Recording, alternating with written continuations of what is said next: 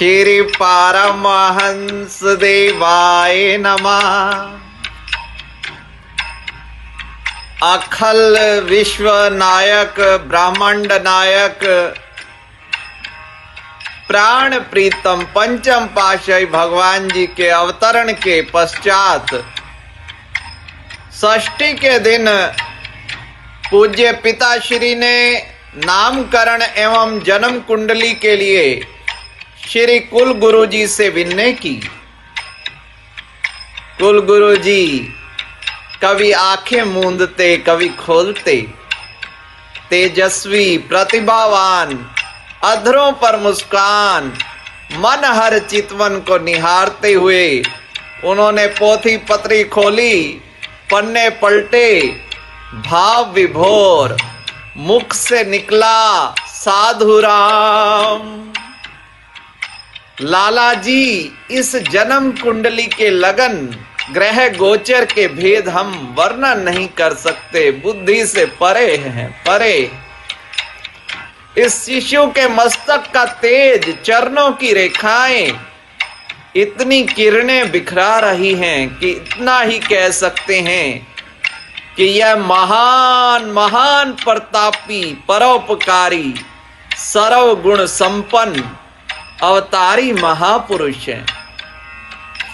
इतना इतना इतना महान संत, परम संत जो सर्व सृष्टि को अज्ञान और माया से छुड़ाकर ज्ञान का प्रकाश फैलाएगा।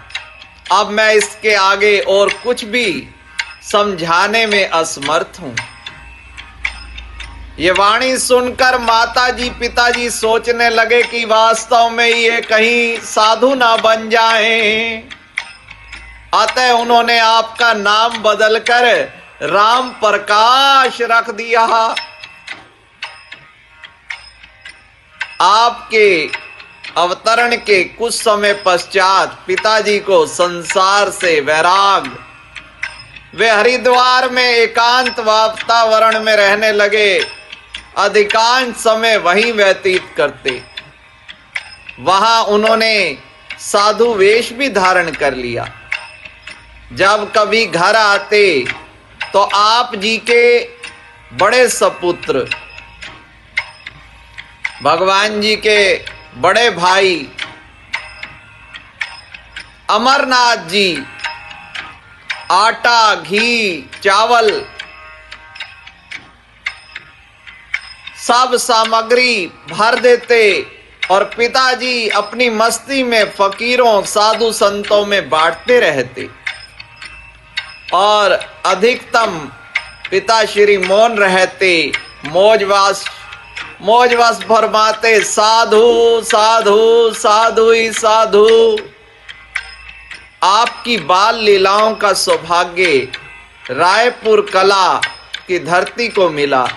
मिट्टी के घर, मिट्टी की सड़कें, पास में कल कल करती हुई रावी का किनारा मिट्टी से बना हुआ। आपने दर्शा दिया कि संत महापुरुष धरती की पुकार को सुनते हैं। महापुरुषों के चरण स्पर्श से मिट्टी भी सोना बन जाती है, अपने भाग्य सराहती है। भूभार को हटाने के लिए समय के महापुरुष आ गए हैं। आपकी माताजी साधु सेवी, सत्संग में रुचि रखने वाली थी। गांव के गुरुद्वारा में आपको साथ ले जाती, आपके शीश पर पतली पतली जटाएं। आप माताजी की गोदी से उतरकर बार बार अपना सिर धरती पर रखते, मत्था टेकते, किलकारी मारकर हंसते।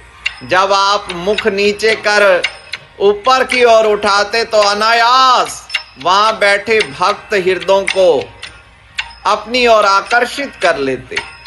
उस समय ऐसे लगता कि मानो बादलों की ओट में सूर्य में रश्मियों को भूतल पर डालकर उसे प्रकाशमान बना दिया। जब कभी माताजी गुरुद्वारे में जाने में देरी हो जाती माताजी को, तो आप अत्यधिक मचलना शुरू कर देते। शीघ्र ही सब काम छोड़कर स्वयं माता जी आपकी बड़ी बहन शीला को कहती और वो आपको उठाकर गुरुद्वारे ले जाती। पिछले जन्मों की तपश्चर्या के अनुरूप ही बाल रूप की लीलाएं देखने का आनंद मिलता है।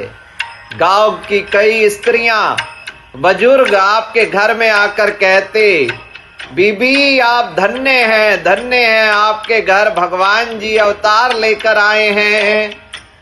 हमारा दिल इनको मिले बिना अधीर रहता है। इनको देखकर लगता है कि मानो जीवन की निधि मिल गई है। कई सुहद संबंधी आकर कहते कि ना जाने क्यों बार बार आपके घर आने का मन चाहता है। कौन से अनोखे लाल ने आपके घर जन्म लिया है। घर में पांव रखते ही दिल हर्ष से भर आता है। माता जी कहती, मुझे क्या मालूम, आप देख लो, क्या जाने किसी संत ने ही जन्म लिया हो। अब आपकी आयु 2 वर्ष की हुई। नियम अनुसार माता जी के साथ गुरुद्वारे जाते। गुरवाणी को सुनते सुनते धुन में ऐसे लय हो जाते कि सब देखते रह जाते। एक दिन आप बड़ी बहन जी के साथ गुरुद्वारे गए। पाठ करने वाले ग्रंथी के पास कब पहुंच गए किसी को पता ना चला। दूर से किसी ने आवाज लगाई, बाबा जी बच्चा अंदर पहुंच गया है आपके पास। बाबा जी भक्तिवान थे, बड़ी उच्च आत्मा। जब आप पर दृष्टि डाली तो पाठ पढ़ते पढ़ते उच्चारण करने लगे, धन निरंकार, धन निरंकार। संगत भी बोलने लगी, धन निरंकार। बाबा जी ने कहा कि निरंकार की ज्योत किस रूप में आ जाती है, कब अपना रूप प्रगटाती है, जीव नहीं समझ पाता। आप फरमा रहे थे कि दिव्य ज्योत ही बालक के रूप में दर्शन दे रही है। आप अवतारी विभूति हैं। श्री परमहंस शरणम गच्छामि।